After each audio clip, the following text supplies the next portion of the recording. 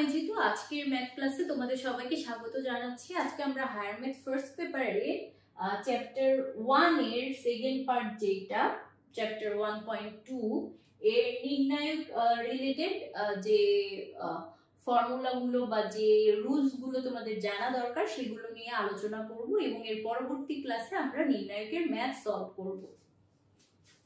তো প্রথমে চলো দেখে নিই নির্ণায়ক বা ডিটারমিনেন্ট কি। যে নিয়মের দ্বারা প্রত্যেকটি বর্গ ম্যাট্রিক্সের জন্য একটি সংখ্যা বা মান পাওয়া যায় তাকে নির্ণায়ক বলা হয়। এখানে দেখো এ কি একটা বর্গ ম্যাট্রিক্স না? বর্গ ম্যাট্রিক্স বলতে আমরা কি বুঝি? যে ম্যাট্রিক্সের কলাম এবং সারির সংখ্যা সমান তাকে হচ্ছে বর্গ ম্যাট্রিক্স বলে। এখানে হলে দেখো কলামও দুইটা, সারিও দুইটা, সো এটা একটা বর্গ ম্যাট্রিক্স। এখন এই বর্গ ম্যাট্রিক্সের মান আমি কি পাচ্ছি? দেখো যে মানটা আমরা পাবো সেইটা হচ্ছে ডিটারমিনেন্ট অফ এ। তার মানে কোন বর্গ ম্যাট্রিক্সের যে মান পাওয়া যাবে সেটাকেই আমরা নির্ণায়ক বলতে পারবো। n ক্রমের একটি বর্গ ম্যাট্রিক্স এর নির্ণায়ককে ডিটারমিনেন্ট অফ এ দ্বারা সূচিত করা হয়।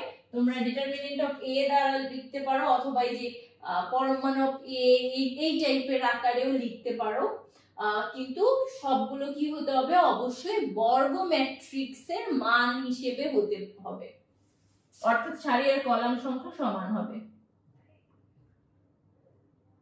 এরপরে যেটা সেটা দেখো, নির্ণায়কের অনুরাশি কাকে বলে আর নির্ণায়কের সহগুণক কাকে বলে।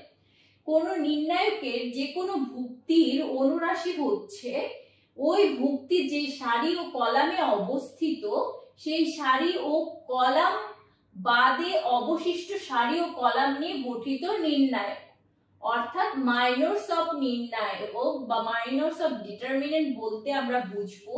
আমি যদি এখানে 1 এই ভুক্তিটাকে মার্ক করি তাহলে এই ভুক্তির অনুরাশি বলতে আমি কি বুঝবো? এই ভুক্তি যে সারিতে আছে এবং যে কলামে আছে সেইটা বাদে বাকি যে ভুক্তিগুলো, দেখো 2 5 আর 4 7, 2 5 4 7, এইটা হচ্ছে সেই ভুক্তির অনুরাশি।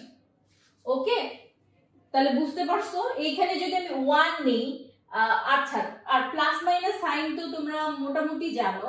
এখানে যদি 1 নেই, এর সাইন হচ্ছে -1, দ্যাটস হোয়াই এখানে -1 লেখা হয়েছে। একটা প্লাস, একটা মাইনাস, একটা প্লাস, আবার এই দিক থেকে plus minus plus, plus minus plus, এভাবে যায়। তো এখানে -1 যদি নেই তাহলে -1 এই কলাম এই সারি বাদ, তাহলে অনুরাশি কি থাকতেছে? 0 5 আর -2 7। আবার এখানে 3 যদি নেই তাহলে দেখো এই এই সারি এই কলাম বাদ, তাহলে কি থাকতেছে?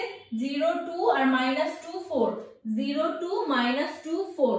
ওকে, তাহলে এগুলোর মানও আমরা কিভাবে বের করব সেটাও আমরা দেখে নিব পরে। আমরা কোন একটা অনুরাশি এরকম যদি পেয়ে যাই, আচ্ছা অনুরাশির পর আমরা সহগুণক জেনে নেই। কোন নির্ণায়কের যে কোনো ভুক্তির অনুরাশির পূর্বে যথাযোগ্য চিহ্ন বসালে তাকে ওই ভুক্তির সহগুণক বলে। তার মানে এই যে অনুরাশি, এখন অনুরাশিগুলোর পূর্বে আমি যেরকম বলছি, এই যে প্রথমটার জন্য আমি পজিটিভ সাইন পাবো, পরেরটা নেগেটিভ, তারপরে একটা পজিটিভ, আবার প্রথমটা পজিটিভ, এখানে নেগেটিভ, এখানে পজিটিভ। এখন এই সাইনগুলো বসানোর পরে আমি যে অনুরাশিটা পাবো তাকে ওই ভুক্তির সহগুণক বলা হবে।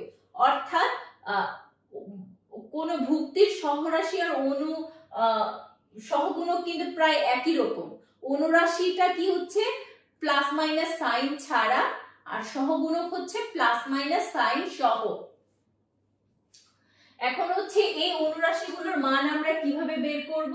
আমরা প্রথমে এই যে এইখান থেকে গুণ করা শুরু করব, AD মাইনাস BC। তাহলে এইখানেও প্রত্যেকটার ক্ষেত্রে দেখো -14, আর এখানে ফর্মুলার -20, তাহলে -34। এখানেও -0 আর মাইনাসে মাইনাসে +10, তাহলে 10। এখানে 0 মাইনাসে মাইনাসে প্লাস, তাহলে +4। তাহলে এইভাবে আমরা অনুরাশি বা সহগুণকের মান নির্ণয় করতে পারি।